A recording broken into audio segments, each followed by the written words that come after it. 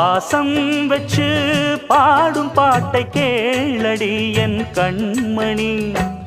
உள்ளம் என்னும் வீட்டிலே ஒட்டி வச்ச ஓவியம், எண்ணம் என்னும் ஏட்டிலே அச்சடிச்ச காவியம்.